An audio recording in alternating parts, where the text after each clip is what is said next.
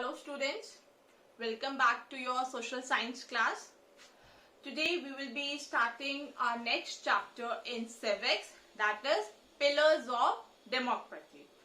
If you remember, when we were doing chapter 1, that was democracy, we discussed what is democracy. We discussed different forms of government. We discussed how is democracy considered the best form of government and why is it or how is it different from the other forms of government. Now in this chapter we are going to discuss pillars of democracy. This pillars of democracy, this is chapter number 2 and this will be video number 1. So shall we start the session? Okay. So when I talk about pillars of democracy, I mean the essential elements, I mean the essential features which are required to run a democratic government successfully. See, we all know, we have already studied that democracy, it is one of the best form of government. This we all know, right? We all have studied this in chapter 1. Clear? Okay. So, but what makes it different? What are those main pillars? What are those main features that makes a democratic government different from other forms of government? So, these are the main features which are required, which are essential to run a successful democratic government. First one is enlightened citizens. We are going to discuss all these elements one by one. First, let us have a look on what all are those features. So, this chapter, that is this pillars. These pillars we are going to discuss in this chapter. Okay.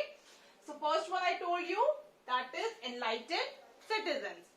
Second one is wise leadership. Third one is sound public opinion. Then comes accommodation of differences. Then comes disciplined citizens. Then comes disciplined political parties. Okay, disciplined citizens, disciplined political parties, and the last element is social and economic equality. Okay, so in my today's video we are going to discuss about enlightened citizens and wise leadership. Okay, so we will start with enlightened citizens first. Okay,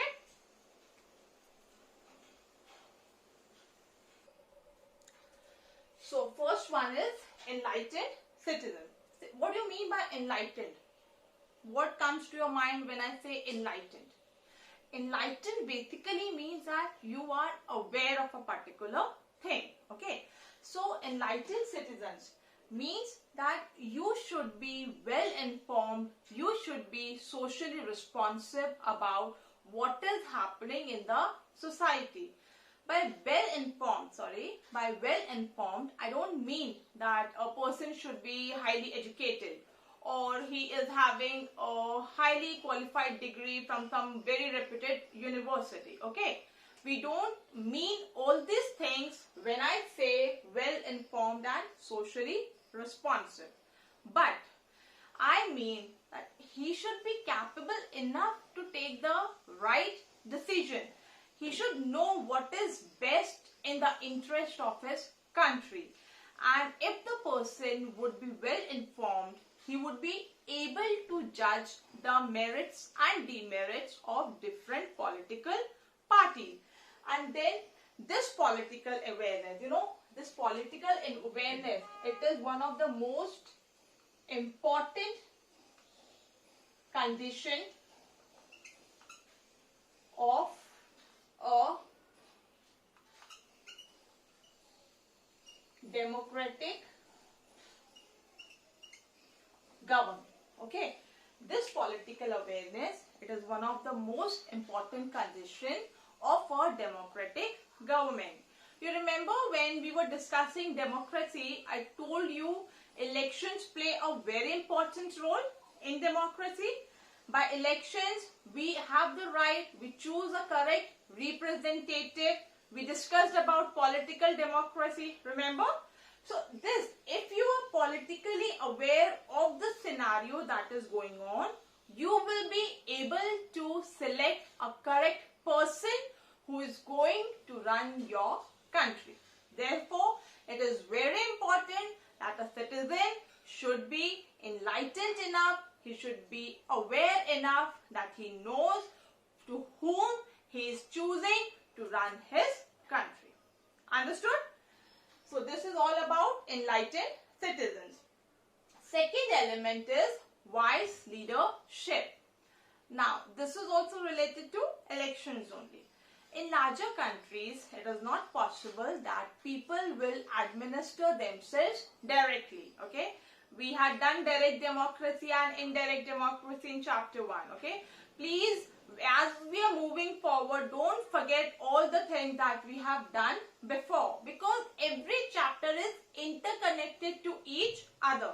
So it is important that you remember whatever you have done before. Okay, so I was saying that in larger countries, people, they cannot administer themselves directly.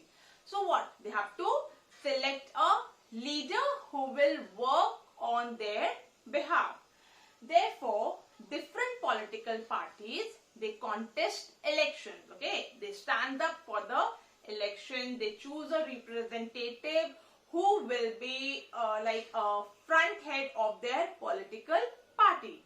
Every political party has their front head who works on behalf of that party.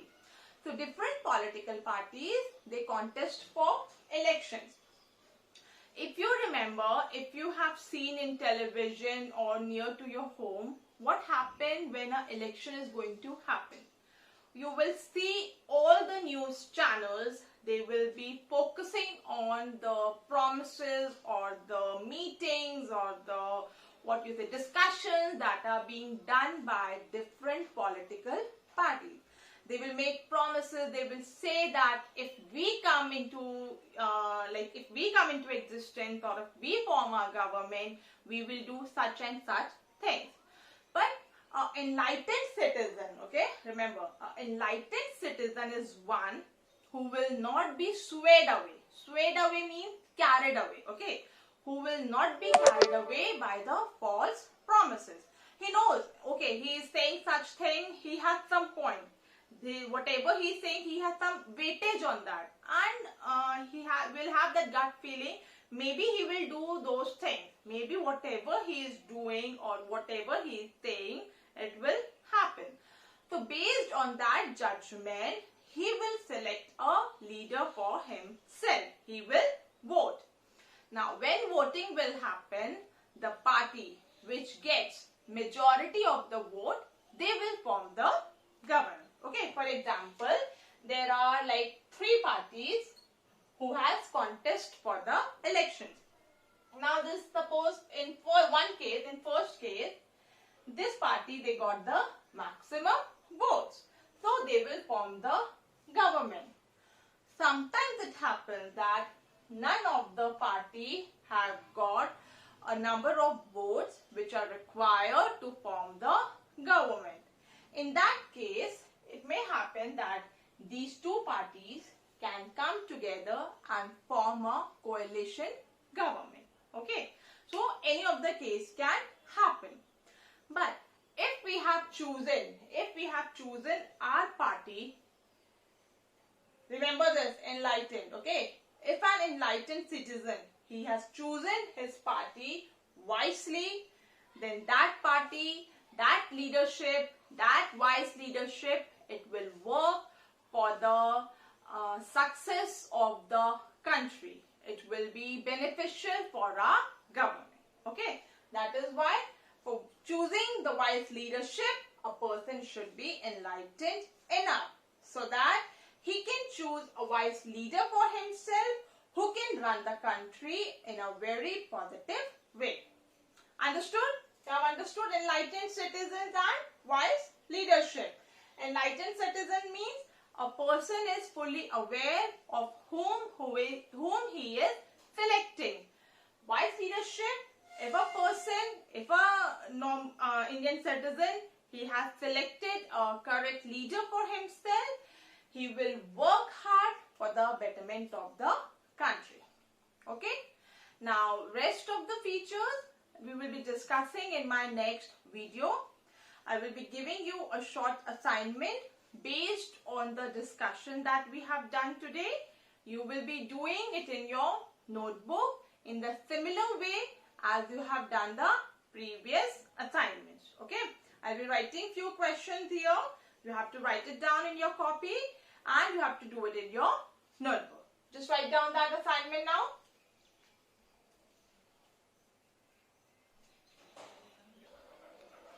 Now please write down this assignment number 1.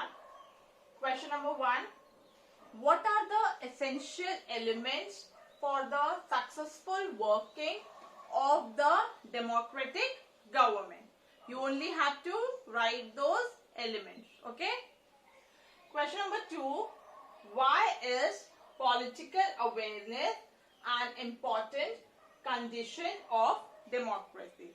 When we were doing Enlightened Citizens, I told you why is it important that a person should be politically responsible or he should be politically aware about things. Okay, that you have to go through the video once again, see what I said and write down this answer. Question number 3. In which case is the coalition government formed? What happens that a coalition government is formed? When it gets formed? What is the reason? Which case? So that you have to write here. Okay? Understood these 3 questions? Question number 1, question number 2, question number 3. This is your assignment number 1. You will be writing the chapter name, the assignment, and you will be doing it in your classwork, social science copy. Clear? We'll meet again in my next video. Please go through the chapter. Please be in touch with all the previous chapters that you have done. Don't forget anything that you have already done because all the previous chapters are connected to the forthcoming chapters. Okay? So you should be aware enough about all the things. Thank you. Take care.